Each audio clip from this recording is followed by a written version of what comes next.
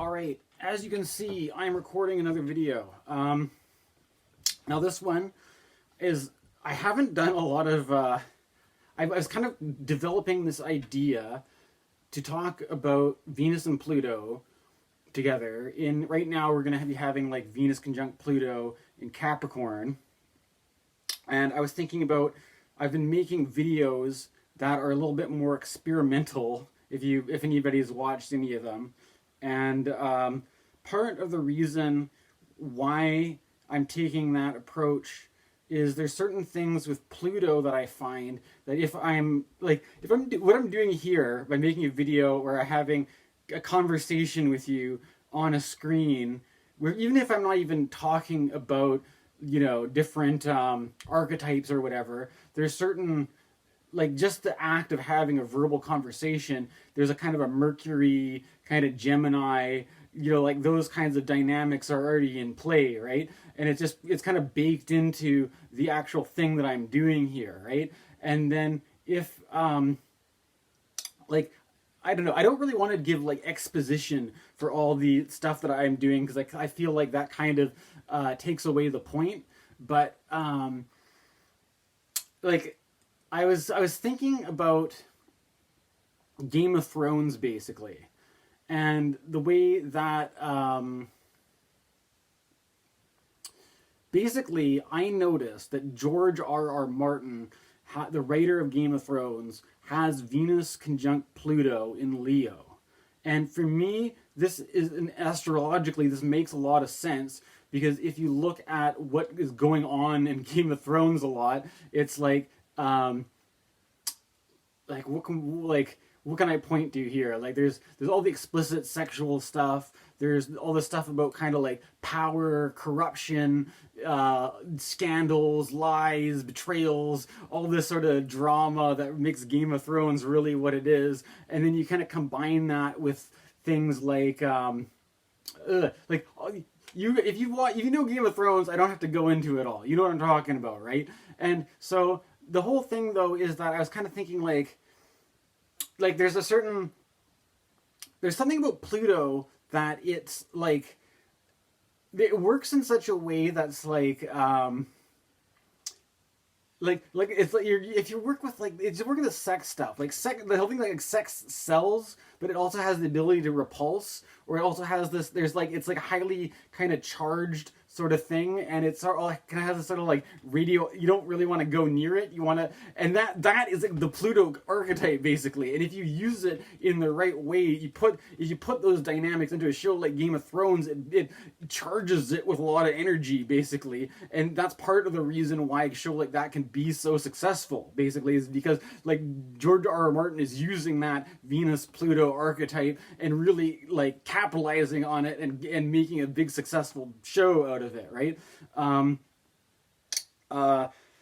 So I was thinking about, like, first of all, to make a video about Venus Pluto, and I could like pick out certain, like people who have strong Venus Pluto conjunctions and mash it all together with some video stuff, and but in the process of it, I'm doing research on George R.R. Martin, and I'm learning more. There's I'm thinking, first of all, before I do this, I won't say how far I am in Game of Thrones.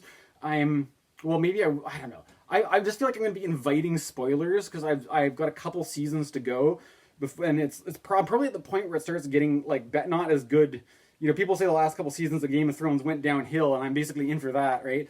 But I've watched most of the good part of Game of Thrones now. For the first time, I avoided it completely when it was first out, and there's certain things about it that I'd like to address. And one of the things is like, when I first started watching it, there's this,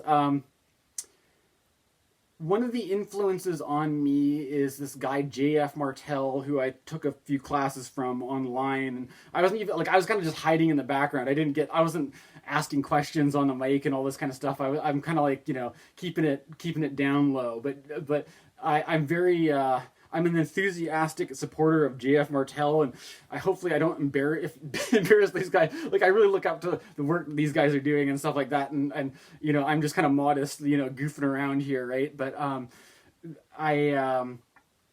So there's some, like, one of the things that I heard about J.F. Martel talking about was that he was receiving quite a bit of criticism because he appeared on a podcast that was considered to be more right wing with a guy named, he calls his podcast Pints from Aquinas, or was it Pints with Aquinas? Okay. Now the thing is, I have to say, I have not investigated very much of this Pints with Aquinas guy very much, right?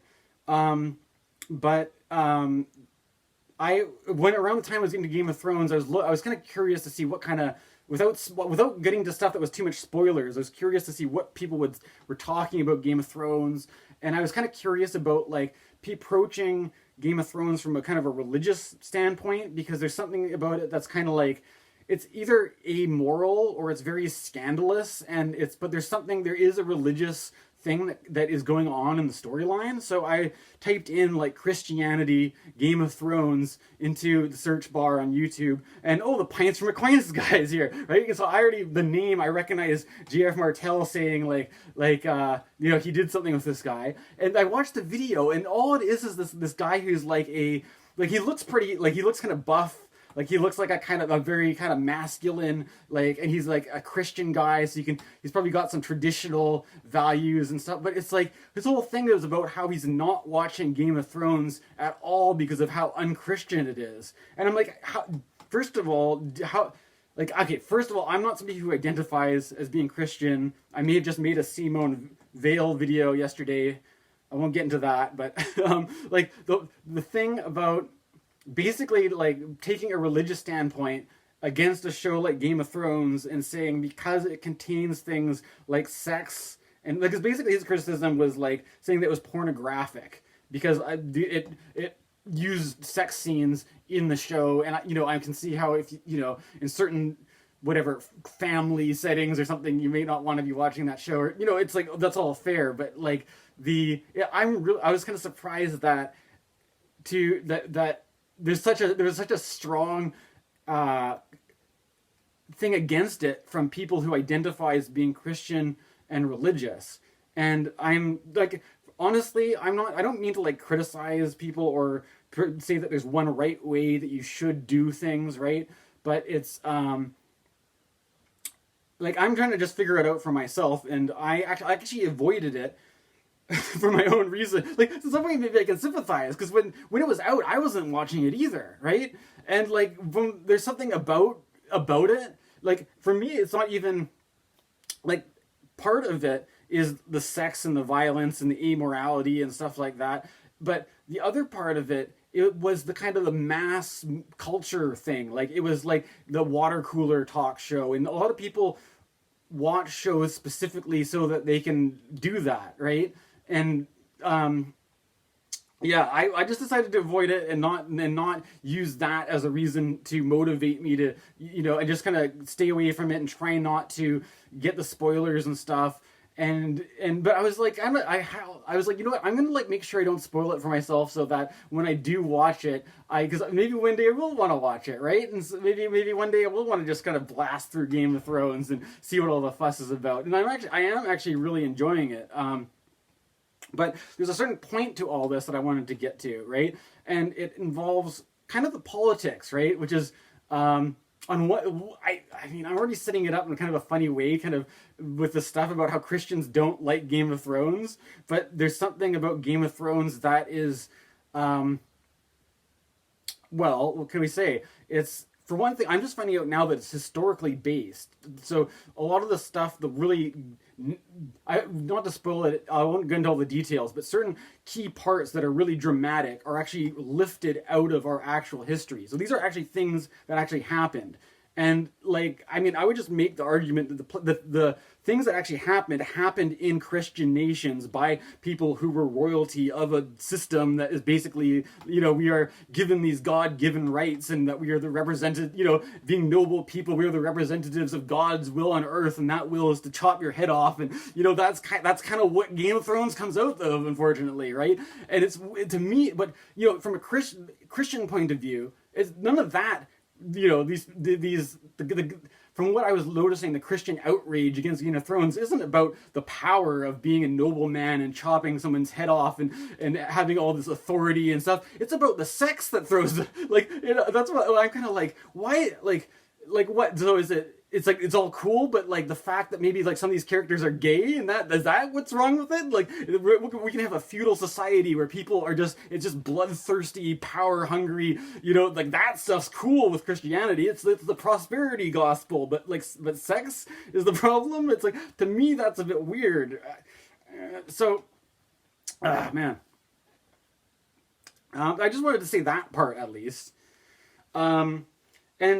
There's another like as a general sentiment as somebody who's making videos, and kind of like if I was going to make like a Venus-Pluto video, like I'm kind of realizing that like maybe I don't want to make a Venus-Pluto video, because I kind of like there's certain directions where I could push it, right? Because I know that when I was doing my research, I could see that like Olivia Newton-John has a Venus-Pluto conjunction, and that Venus-Pluto could work for this kind of like 80s workout aerobic kind of scene, right? And that like I could like take that, and then I could like, you know, put in some techno, and then I could like kind of start, and then it could get really just kind of like you know, I don't know if this is what I want to be doing on my astrology channel. This is maybe, but it is working with the archetype though, right? Like, so I don't like, and that's kind of, if you look at the video I did for like, I don't want to explain it too much, but the video I did for Capricorn,